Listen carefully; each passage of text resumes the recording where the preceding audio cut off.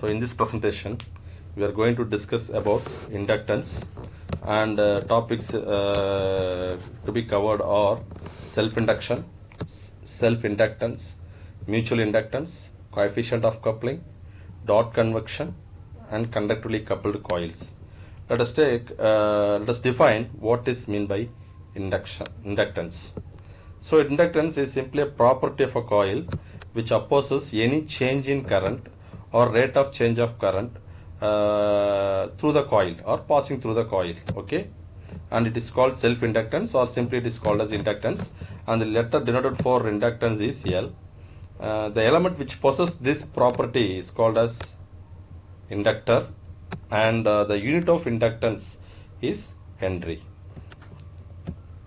Now let us discuss the phenomena called self-induction.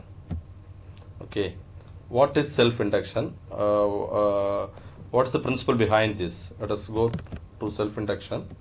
So the principle, what is the principle behind this? Before that, we have considered a circuit, simple circuit, a coil with a number of turns connected in series with the battery source E and a resistor, variable resistor. This complete setup series connections through a switch S. So whenever the switch S is closed, switch S is closed, current starts flowing through the coil. Because of the current flowing through the coil, flux gets set up around the coil. This flux will link with this coil. So current flowing through the coil, through flux linking also happening on the same coil. Okay, flux linkage also happening in the same coil. So if I try to vary the current I, okay, if I try to vary this current I using this variable resistance, then what happens? This flux developed also gets varied. Hence, flux linking with the coil also varied. So according to Faraday's law of electromagnetic induction, whenever there is a rate of change of flux linkage, there's a change in flux linkage, then an EMF will be induced. So this induced EMF is called as self-induced EMF, because we have not physically moved the coil and or flux. Hence, this induced EMF is called as statically induced EMF and also self-induced EMF, because this happens on the same coil. Current is also flowing in the same coil, at the same time flux linking also with the same coil. Hence, we call it as self-induced EMF. So next topic, we are going to see the derivation part. How to derive self-inductance. So self-inductance denoted by letter L can be derived using the following expression. So EMF induced E is given as minus L di by dt, where di by dt is rate of change of current. So in this case we got this minus, this polarity is negative. EMF induced polarity is given negative, because always this EMF induced will oppose the varicose producing it as per Lenz's law. Okay, so this, because of this rate of change of current only, we got rate of change of flux linkage. Hence we got EMF induced. We got EMF. So this polarity, this negative polarity, is because of that the nature of induced EMF, which opposes current, change in current. So the above expression is used when the magnitude of self-inductance, magnitude of self-induced EMF in the coil and the rate of change of current is known. Once if you know all this, rate of change of current value, and if you know the induced EMF value, then we can find inductance. Okay. So if we assume the rate of change of current is 1 ampere per second, and because of that the induced voltage is 1 volt, then we can conclude that the inductance value is 1 Henry. Hence, from the above discussion, we can state that coil is said to have an inductance of 1 Henry if an EMF of 1 volt is induced in it when the current flowing through it changes at the rate of 1 ampere per second. So the self inductance can also be expressed in another format. For that, again, we are coming with EMF induced. So already we have seen this EMF induced with in terms of di by dt, and also as per Faraday's law of automatic induction, we can say EMF induced E is equal to n d phi by dt, or we can say it is a rate of change of flux linkage, that is n phi, where n is number of turns and phi is flux. So product of this is called as rate of flux linkage, and d by dt of n phi is called as rate of change of flux linkage. So if you look at these two expressions, d by dt of Li and d by dt of n phi, and if we equate these two, Li and n phi, we can get the value of inductance in terms of number of turns. We can get the value of inductance in terms of number of turns, flux developed, and current flowing through the coil. So where n phi can be called as flux linkage, and this divided by the letter lambda. So simply we can say inductance L is equal to lambda by I Henry. So from the whole discussion, we can conclude that we can inductance from the expression of inductance, we can say the inductance will be high if the value for the given if the given value of current for the given value of current, magnetic flux is stronger. For the given value of if for the we got this d here, you please ignore it. If for the given value of current, magnetic flux is stronger. Okay. So the value of inductance also depends upon the material of core and also number of turns in the coil or solenoid. So number of turns also, because L is equal to n phi by I.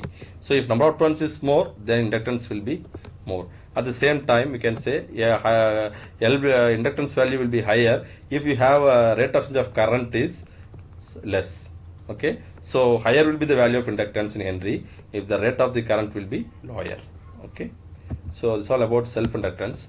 Now we will move on to the next topic called mutual inductance. What is mutual inductance? How it comes? Okay.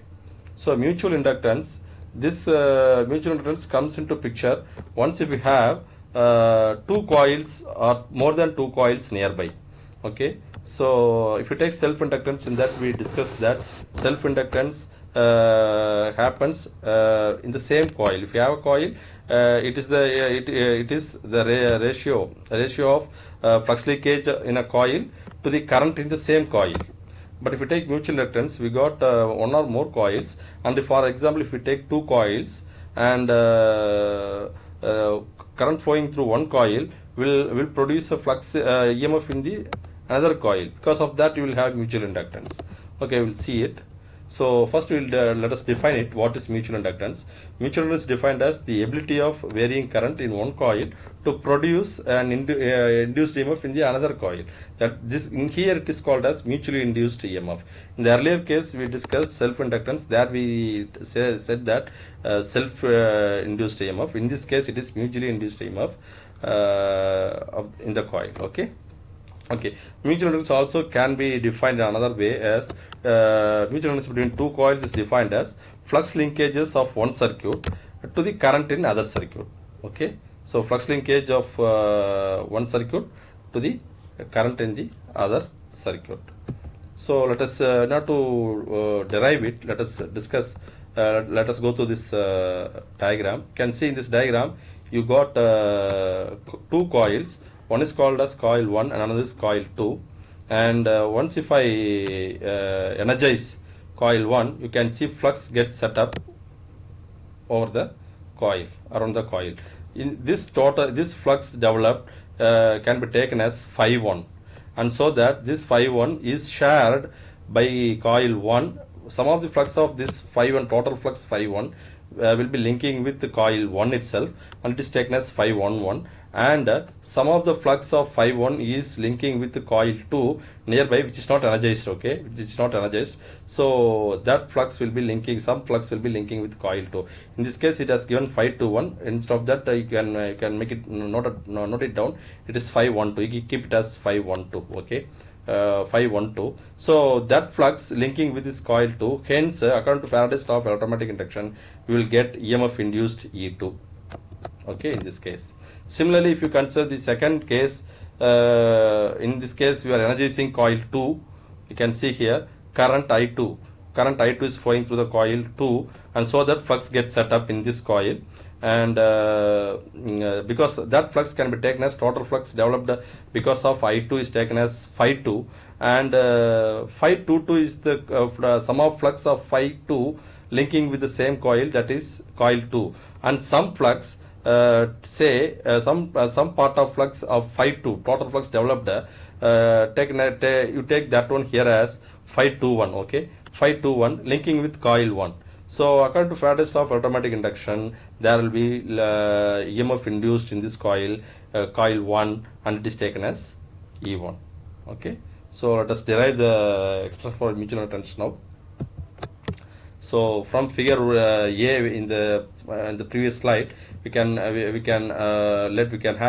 N1 as number of turns in coil 1, N2 as number of turns in coil 2, and V1 we are not shown the diagram, but we assume we have applied some voltage source over there. So V1 is varying voltage source connected to coil 1, which produces varying current I1, and so that we will have flux developed, total flux developed is phi1. It is also a varying one because your current is varying one, hence your flux also will be varying current. So that total flux phi1 is summation of some of the flux linking with the same coil, that is phi11, and some of the flux linking with the nearby coil 2, that is phi12. Okay. So the induced EMF, that is now because of phi12, you have EMF induced in coil 2, that you can take it as E2. So now in this case, according to Faraday's law of electromatic induction, we know that E2 is proportional to rate of change of flux, and if you take that proportionality symbol and if you put constant, in this case constant is number of turns, so E2 can be given as, so to flux now linking with the coil 1, flux now linking with the coil 1 is phi12, correct? Total number of flux developed is phi1, and part of flux linking with coil 2 is phi12. Okay, so your expression can be E2 is equal to minus N2 d phi12 by dt. So you can take it as expression number 1. Also we know that another way you can also express EMF induced in terms of inductance. So in this case E2 is directly proportional to d I1 by dt because current has been flowing through in coil 1. Okay, so here EMF induced E2 is because of the current flowing through in coil 1. So that change of current is taken as d I1 by dt. So if you take this proportionality symbol and we put a constant, in this case it is inductance. For this case it is mutual inductance. Okay, so again this minus sign represents the induced EMF will be opposing the vary cause producing it, that is the quantity which is responsible for producing this E2, that is d I1 by dt. So this is your expression for it. Now we can relate or we can equate these two expressions 1 and 2, so that we will get M1 is equal to mutual inductance M will be equal to N2 d phi12 divided by d I1. That is equation number 3. If we assume permeability is constant, that is magnetic core used is having constant permeability, then we can conclude that we can remove this